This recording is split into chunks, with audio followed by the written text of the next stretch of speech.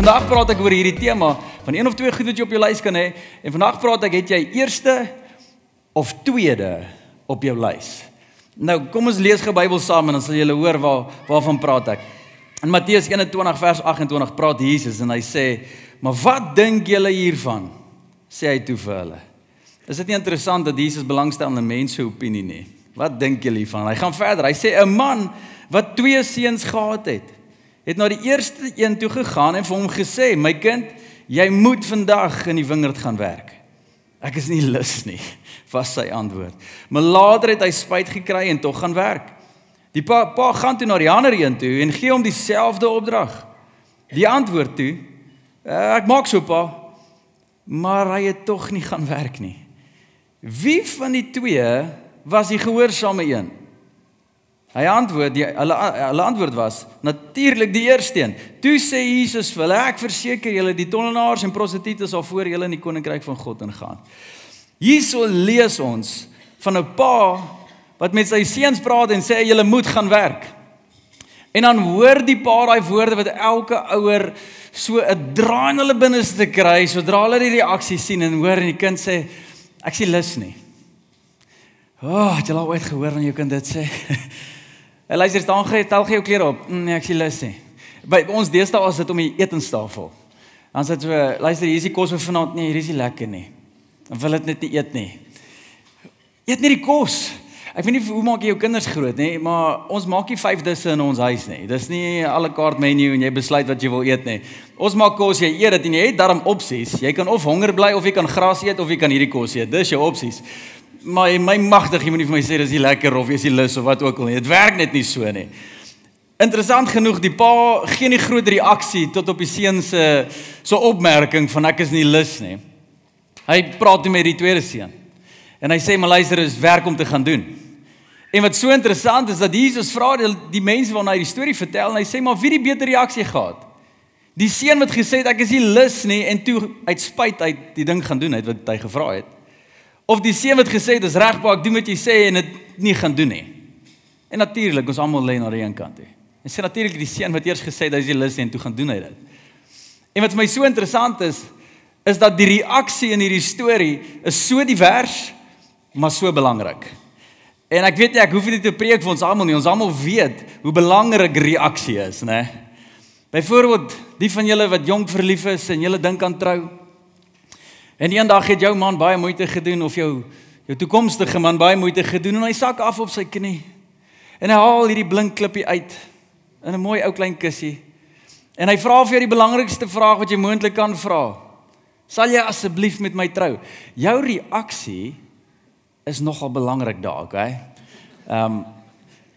Ek onthou toe ek Stefanie dit gevra het, julle het sy niks gesê en net so gekyk. Engel, hier,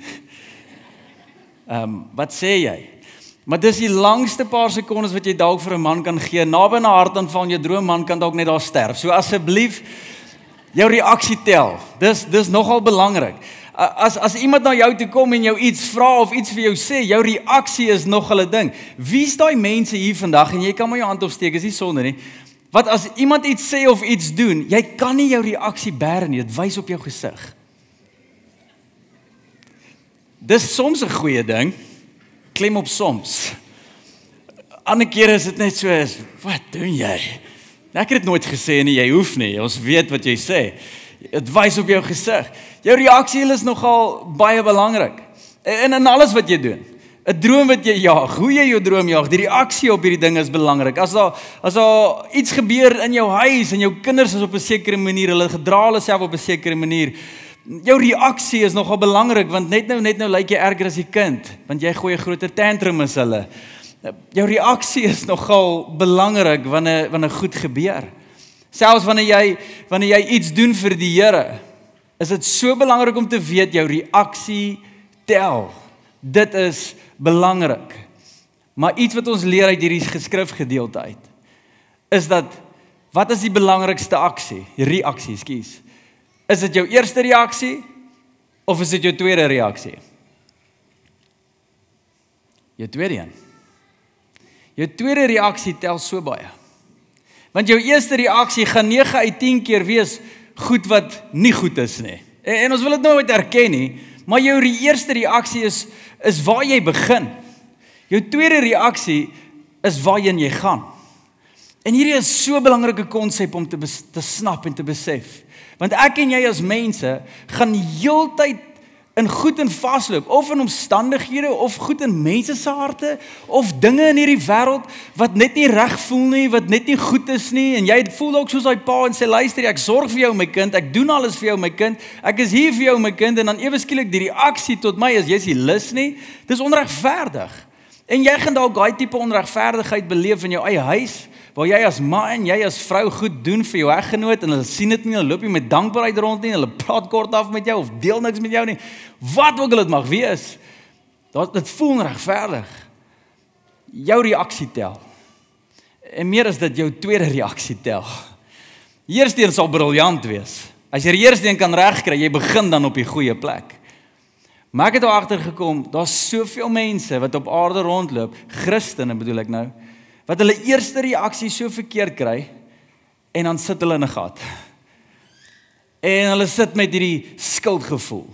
En hulle sit met hierdie, doen ek dit weer. Kry dit net nie reg nie. Maar ek het gebid en hierdie ding kom nie reg nie. Ek het mos hierdie probeer. Ek sien dit nie goed verander nie. Ek het. En dan, die reaksie was verkeerd. Maar dan sit ons. En dit kan klein goed wees. Soos nou het ek dalk 'n bietjie lig daaroor gepraat. Maar ouers, wanneer dit moeilik gaan by die huis en jy weet nie lekker hoe om jou kind te hanteer nie, en later dan is jy regtig die een met die verkeerde reaksie. Hoe voel jy as ouer daar? Nie so great nie. Wat as jy by die werk 'n situasie regtig verkeerd kry en jy dit nie goed gehanteer nie? Nou is jy daar en jy voel dit. Eerste reaksie. Bly jy sit? Ja, dalk het jy iewerste in jou lewe verkeerd jou geld hanteer en geld verloor en nou sit jy, eerste reaksie. Ek en jy gaan deur hierdie goed in lewe. Verhoudings wat skeef gaan, sondes wat na vore kom, goed wat ons besig is om te doen wat ons nie moet doen nie.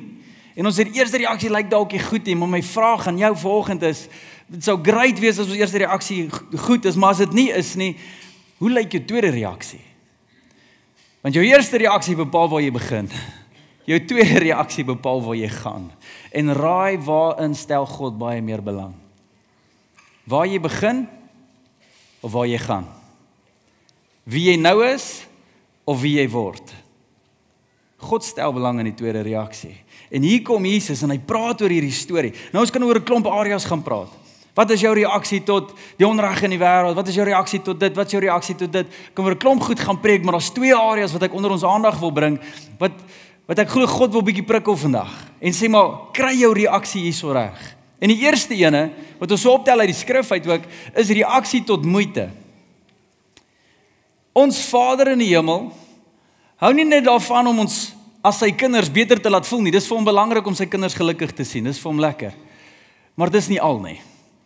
Die hemelse Vader, ons hemelse Vader, sal goed vir ons sê, julle, wat selfs ons ongemaklik laat voel en ons lewens dalk omkrap, sodat ons by die regte plek kan uitkom. Hy sal dit doen.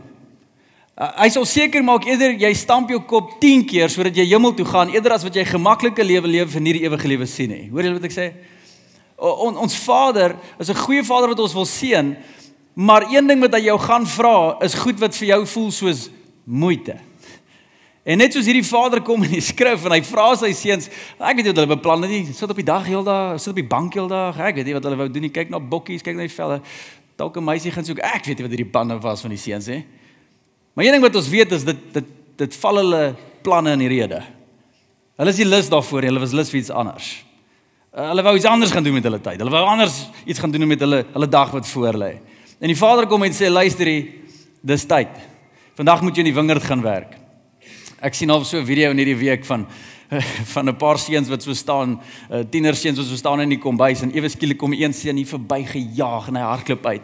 En die tweede seun wonder wat aangaan, hy kyk so om ewe skielik skrik hy en hier hardloop hy ook uit die kombuis uit. En die derde seun weet nie wat aangaan en hy staan so om die hoek en toe hy weer kyk, toe kom die pa om met 'n graaf en 'n grassnyer en alles en hy is op pad buitentoe heen en hierdie kind begin ook hardloop want hy weet pa gaan hom nou insleep en nou gaan ons werk. Wie wil werk op 'n Saterdag? Kan ek jou geheim net weer herinner aan 'n koninkryksbeginsel?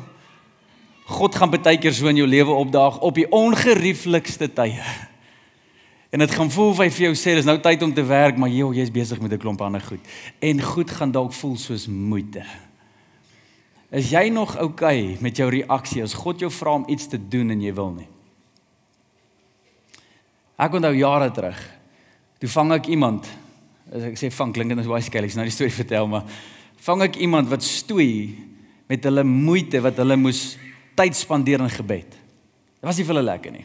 Hulle daag op vroeg die oggend, ons het gebedsuur gehad by die kerk, en ek was aan diens saam met hom Eddie, 5 uur die oggend, en ons is 5 uur die oggend daar, en hom Eddie kom maar aan, en dan sou hom Eddie altyd eers gaan bid het, maar hom Eddie was soos hierdie geloofsheld in ons midde. Ja, hy was al 40 jaar in die bediening, hoeveel goed al gesien met die Here gedoen het, amazing ou. En hom Eddie sê, ek gaan gou bid, en daai oggend besluit ek toe, maar ek sien hom Eddie sit in die agterkant van die saal, maar reg by hom Eddie is daar 'n deur, wat grens in die teesaal. En ek dacht, wel kom, ek gaan sit by daai deur, en hoor wat bid hy, sonder dat ek nou weet, so, ek doen dit toe. En ek kom maar aan, en ek het hierdie verwagting, hierdie ou gaan nou bid, Here, dankie vir die dag, Here, seën ons, Here, ek spreek lewe oor hierdie goedheid, Heilige Gees, vul ons, Heilige Gees, net hierdie wow goed, ek wil hoor hoe klink die wow gebede, van iemand wat die Here al 40 jaar dien in voltydse bediening, never mind hom ken vir al sy lewe lank. En ek gaan sit by die deur, Rayo begin sy gebed. Here, ek wil nie bid vandag nie. Ek sê nee, ek sit by die verkeerde deur. Hierdie kan nie die 40 jaar legende wees nie. Ek bedoel, hierdie kan nie die oom Eddie wees nie. En hy begin bid en hy sê, Here, as iets fout. Hoekom wil ek nie praat met u vandag nie? Here, ek is nie lus om hier te sit nie. Here, ek is nie lus om, ek wil net my dag in die gang kry. En hy sê, maar Here, ek weet gebed is belangrik en ek het al die antwoorde, maar Here, help my. Help my dat ek nie so voel nie. Help my dat my wil begin verander. En julle, soos hy begin bid, voel ek aan die ander kant van die deur hoe verander sy wil. Sy eerste reaksie was nie goed nie. Maar sy tweede reaksie was alles. Waar hy begin het, was nie 'n goeie plek nie. Maar waar hy gegaan het, was alles. Het jy al so gevoel in gebed? Waar God jou vra, dis tyd om te bid. Ek onthou, 'n paar keer word ek wakker, so in die middel van die aand selfs. Ek hou van slaap. Dis lekker. Die Bybel sê, die Here sal praat in drome. So ek is meer as okay om in droomland in te gaan. En laat die Here, wat ook al hy wil vir my wil sê, gaan sê, geen probleem daarmee nie. Ons sal die kinders toesluit en 'n snytjie brood in die kamer los vir hulle selfs. Ons sal doen wat ons moet doen, maar ons gaan die Here gaan hoor in droomland. En dan sal die Here my wakker maak uit droomland uit en sê, maar dis tyd om te gaan bid. Dan voel ek net daai drukking op my hart. Dit is nie hierdie stem uit die hemel uit of iets. Dit is net, julle, dit vat moeite om daai bid uit te klim. Nee Here, ek sal net hier bid. Nee, maar jy gaan slaap. Okay, Here, ek kom. Papa kom, maar papa kruip. Ek's op pad. En ek sien lus nie, en ek wil nie, en dan eventueel is ek daar. Moeite. Het jy altyd gevoel in jou lewe, God klop op jou skouer en sê, spandeer tyd saam met my? Tel jou Bybel op. In die middel van die dag, hou op alles, jou tyd mors op al hierdie ander dinge, kom spandeer bietjie tyd saam met my. Moeite. En dan mis ons dit. En baie keer is ons eerste reaksie nie goed nie. Maar die vraag is, wat is jou tweede reaksie? Waar gaan jy? En hierdie kan in so baie goed gebeur, goed wat God jou vra om te doen. Gaan praat met daai persoon. Here, ek het nie veel om te sê nie. Ons sien hierdie in Moses se storie. Moses se eerste reaksie, terrible. Ek doen God dag op in 'n brandende bos. Hoe meer oortuiging het jy nodig dat die Here okay is en jou roep en jou gaan seën om hierdie taak te gaan verrig? Ek wens die Here wil in 'n brandende bos by my opdaag baie keer en sê, hier's wat ek wil hê jy moet doen. Dit sal fantasties wees. Moses kry dit. Hy beleef dit so, duidelik soos daglig. Geen geheim, hierdie was God wat gepraat het en hierdie is wat God wat van jou vra. Wow, dis amazing, lekker. En tog, sy eerste reaksie is, maar Here, ek kan nie praat hè. Here, ek weet nie hoe nie. En al daag die Here met 'n brandende bos op by meeste van ons, dink ek ons reaksies, eerste reaksies gaan baie keer ook so is. Want ons kyk meer in ons onvermoë vas as in God se vermoëns. Ons kan baie keer meer ons wysheid vertrou as God se wysheid. En ons kyk altyd eers in ons menswees vas. Nee Here, ek het te veel van 'n geskiedenis. Nee Here, ek kan nie praat nie, ek weet niks van die Bybel nie. Here, ek kan nie dit doen, want ek is nie geestelik genoeg. Here, ek weet nie. Ek is te jonk, ek is te oud, ek is nie bekwaam genoeg, ek het te veel foute gemaak. En ons kyk in hierdie goed vas. En al wat die Here jou vra is, hier is die werk wat ek wil hê jy moet doen. Gaan praat, gaan bid. Moenie eens laat ek begin by finansies nie, want dit partykeer is vir ons te veel moeite. Saai in God se koninkryk. Nee, Here, ek sal leiding wag van nie af.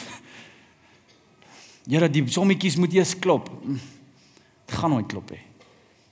God vra vir jou, doen dit. Hier is my vraag. Hoe lyk jou reaksie? Jou reaksie is belangrik, maar jou tweede reaksie, baie meer as jou eerste een. Wat vra God vir jou om te doen, is my vraag.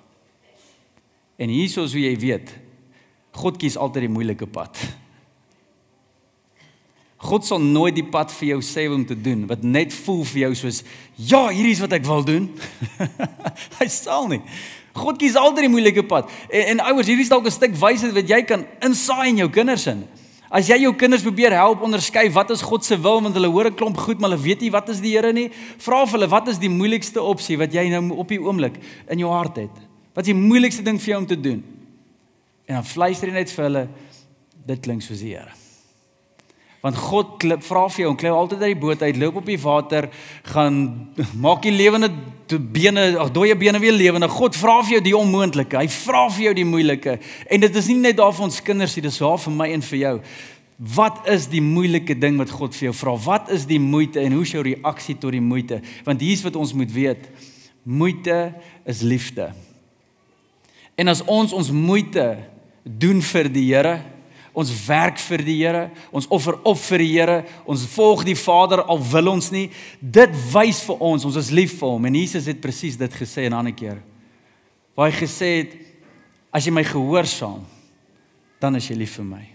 As jy doen wat ek vir jou sê, dan is jy lief vir my.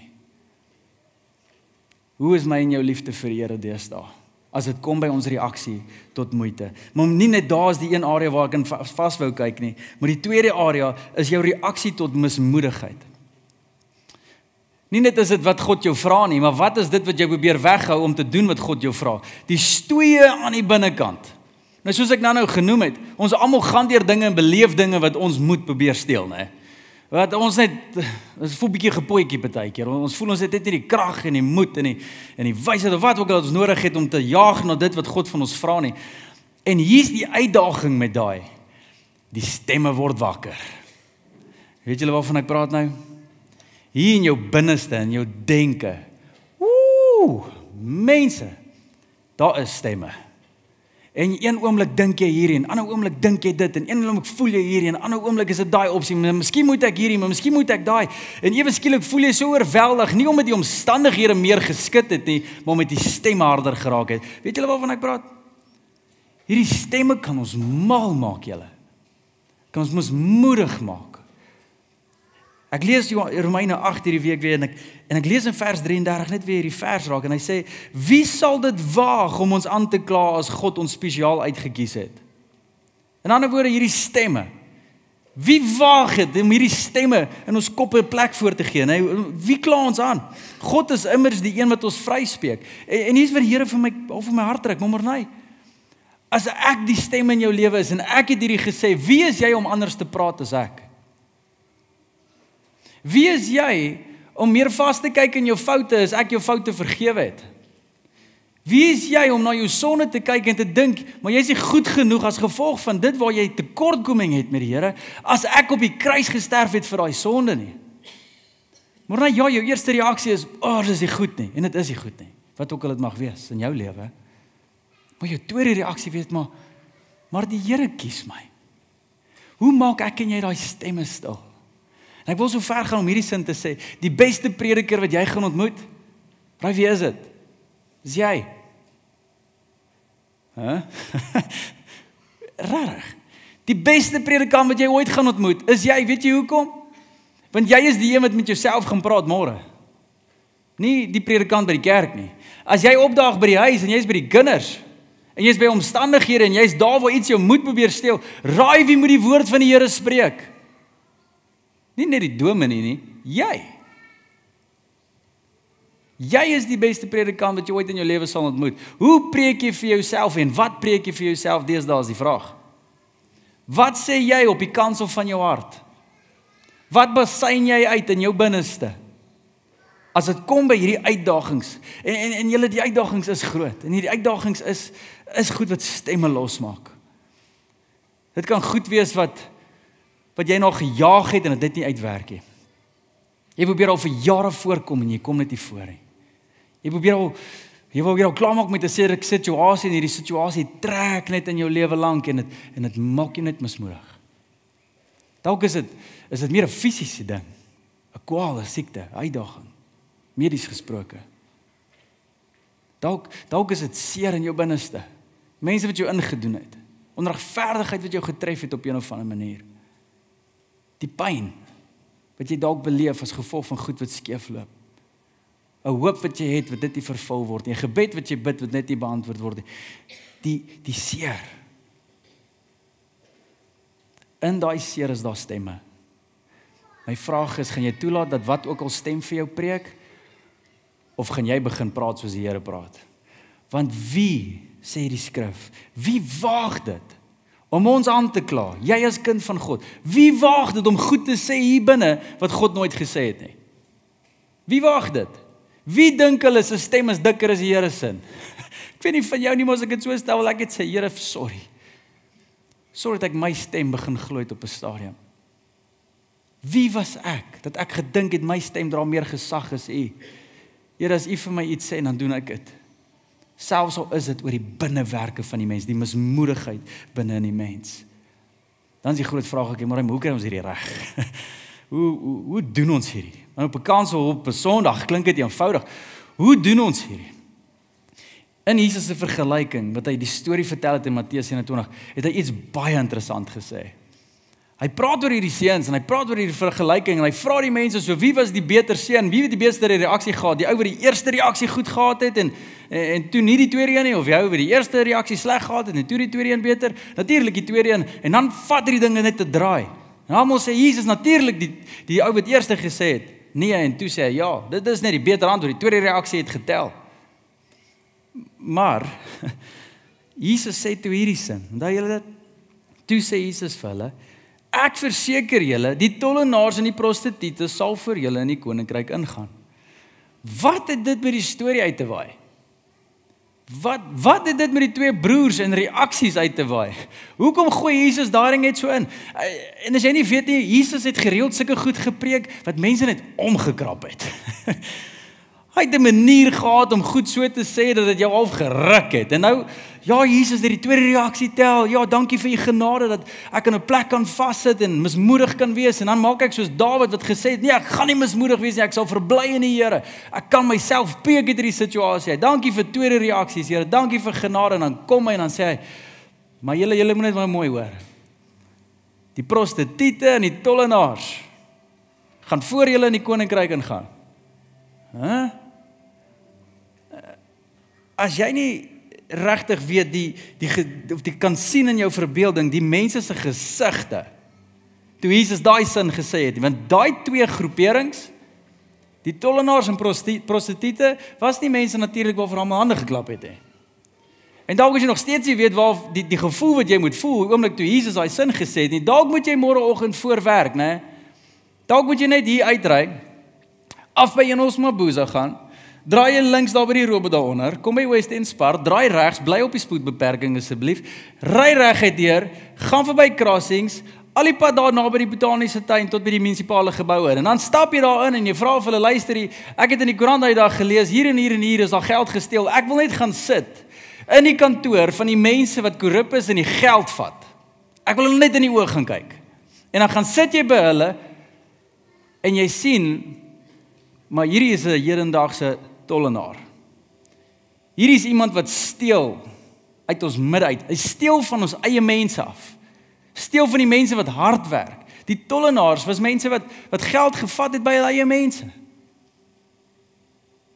As jy 5 visse gehad het en jy gaan verby 'n tol, ek sou 'n tollenaar 2 van jou 5 visse gevat het, 1 vir belasting en 2 vir homself. Hy het homself verryk uit jou arbeid uit. Hoe sal daai gevoel wees wanneer jy daar gaan kuier môreoggend? Jy sal dalk sukkel om 'n goeie eerste reaksie te hê, dit kan ek vir jou sê. En dan kom jy by die prostituie. Dalk is daai kantoor en daai pad dit nie vir jou doen nie. Ry net so 'n bietjie uit Sabie se kante toe en voor jy nog uit die dorp uit ons op 'n hoek, gaan jy 'n tannie ontmoet iewers in die aand. Moenie uitklim nie. Moet ook nie jou beursie uithaal nie. Sit net kalm.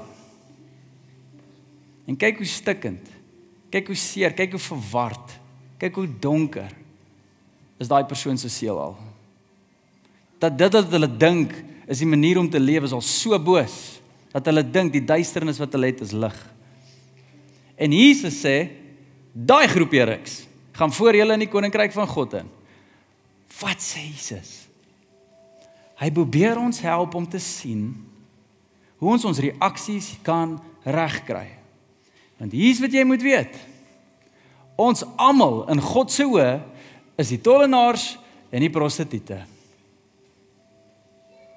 Ons is die mense wat verneek het op die Here en rondgaan hoer het met die wêreld.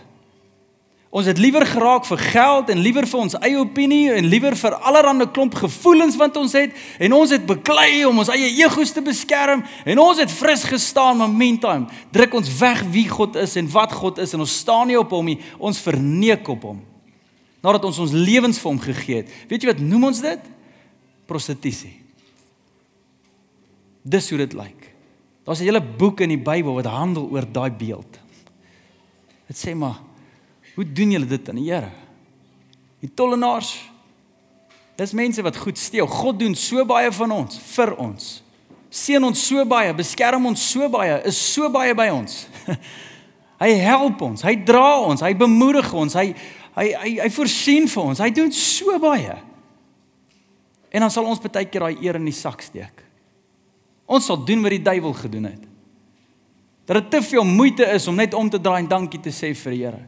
Dat ons kan kla voor die Here, omdat ons lewe nie nog gemakliker is wat dit nou is nie, en hy het al so baie vir ons gedoen. Ons kan daar land. Dis 'n tollenaar.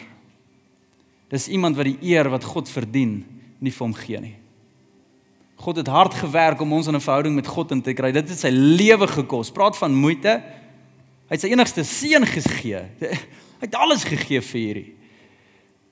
En dan steel ons daarvan. En dan vra ons die Here vir nog, en vir nog, en vir nog. En hier's wat Jesus sê daar, julle. Besef net, jy is die tollenaar en die prostituut. Want as jy gaan rondloop, met hierdie ego van die seuns, ag ek bly in my pa se huis. In ons woorde, ag ek is 'n Christen. En ons kom baie keer nie met vrymoedigheid nie, maar met arrogansie na die Here toe. Daar's 'n verskil. Met 'n hoogmoedigheid na die Here toe. En ons stap in asof ons plek verdien het en ek moet my goedkeuring gee vir pa wanneer hy vir my iets vra. Jy moet net ja sê. Jy het geen reg nie. Jy het 'n voorreg om 'n dak oor jou kop te hê. In ons konteks 'n Vader wat na ons kyk. Heilige Gees wat in jou woon, hoop wat in jou op kan borrel. God wat vir jou sal voorsien, al vra jy hom nie eers nie. 'n God wat betrokke is en luister na jou gebede, so vuil soos 'n tollenaar en 'n prostituut wat ons is. En hy deel die genade uit. Hy deel die genade uit. En die probleem is ons vergeet. Ons vergeet wie ons regtig is en ons loop entitled soms rond. En ek wil jou vandag net weer herinner dat Jesus sê, maar as die mense wat onthou wie hulle is voor my. Dis hulle wat eerste ingaan. Dis hulle wat my genade ken. Dis hulle wat my seuns eerste sal sien. Dit is hulle wat my lyding sal hoor. Dit is hulle wat my teenwoordigheid sal voel. Dit is hulle wat die koninkryk eerste sal beleef. En dit krap 'n klomp mense daarom. En weet jy wie was omgekrap? Die Christene. Die mense wat gedink het, maar Here, ons doen al hierdie goed vir U. Ons doen die regte ding. Die tollenaars? Nee man. Besef vanoggend. Ek en jy is nie so skoon soos wat ons dink ons is nie. Ek en jy is nie so mooi soos wat ons dink ons is nie. Ons altyd hierdie hoom wat ek die meeste van hou. Wat sê in die land van die blindes is die eenoog kobra, is die eenoog koning. Julle ken hom, né? In die land van die blindes is die eenoog koning. En alwaar dit gaan is, jy weet, as jy een boemelaar wat gebad het langs 'n ander boemelaar sit wat nie gebad of klomp boemelaar sit wat nie bad het, daai ou lyk soos 'n prins. Maar as daai boemelaar langs iemand wat huis het, lyk hy nie meer soos 'n prins nie. Konteks is alles, raamwerk is alles. Iemand sê hy het baie geld en hy het R100 in sy sak. Ek het letterlik al 'n boemelaar gesien en ontmoet in Van der Bijlpark wat skatryk was en almal wou net geld by hom lê en hy het R1000 by hom gehad. En hy was die rykste ou in Van der Bijl. Konteks. Jesus kom en hy sê onthou net die konteks. Jy is Afrikaner wat dalk waardes het. Jy is Afrikaner wat dalk grootgemaak is met karakter. Jy is iemand wat maniere het. Jy lyk dalk skoon langs iemand anders wat dalk nie dit het nie. Maar langs die God van die heelal, rou lyk jy. Soos 'n prostituut en 'n tollenaar. Waar ander mense vir jou hande klap, kyk God en hy sê, maar ek soek nog iemand wat rein en skoon is. En besef dit weer. Want wanneer ons so nederig raak voor die Here, dan sê hy, ons sien die koninkryk van God eerste. En ek sluit af met Romeine 8:31-32, waar Paulus weer praat en hy sê, maar wat sal ons dan van al hierdie wonderlike dinge sê? As God aan ons kant is, as hy ons kant kies van die tollenaars en die prostituie, wie kan ooit teen ons wees? As God nie sy eie seun gespaar het, maar hom te wille van ons almal oorgegee het, sal hy nie saam hom ook allerhande dinge aan ons skenkie. Hier is so 'n groot belofte van die Here. Wat sê, weet jy wat, in daai tyd waar jou eerste reaksie sleg is, onthou net jy's 'n prostituut, onthou net jy's 'n tollenaar, en onthou net, as God, terwyl jy 'n prostituut en tollenaar was, nog teen hom was, gesterf het aan die kruis, jou gekies het, en sy beste vir jou gegee het, nou dat jy vir hom is, nou dat jy belangstel in hom, nou dat jy sy wil sien in hierdie lewe, nou hoeveel te meer sal hy nou vir jou doen, hè? Dis hoe jy jou tweede reaksie reg kry. Eerste reaksie is, lewe voel swaar, lewe voel moeilik. Tweede reaksie is, maar hou net gou vas. Ek was al deur moeilike tye en die Here het my toegehelp. Ek is op 'n plek waar ek nou meer God behaag en hom meer soek en ek wil hom ken. Hoeveel te meer sal hy nou vir my gee nie? God sal nou ook voorsien. God sal my ook nou lei. En ewe skielik preek jy vir jouself. Nie omdat jy oulik is nie. Nie omdat jy 'n teologiese graad het nie. Maar omdat God so sê. En as gevolg daarvan is daar hoop. So hoe lyk jou reaksies deesdae? Teen jou mismoedigheid? Hoe lyk jou reaksies teen die opdragte van die Here, die moeite wat hy vra? Dalk is jou eerste reaksie bietjie vrot deesdae. Bietjie kwaad deesdae, frustreerd deesdae. Dalk verstaan jy nie, jy's verward, te mekaar. Dis okay. Kry jou tweede reaksie reg. Lei net in en sê, Here, al verstaan ek nie, weet ek, Here, ek is 'n tollenaar. Ek's 'n prostituut. En al wat my iets maak in u oë is die feit dat u my liefhet. En u gesê het, hulle sal die koninkryk van God eers sien. Tweede reaksie. So daar weer is, kom sluit ons oë.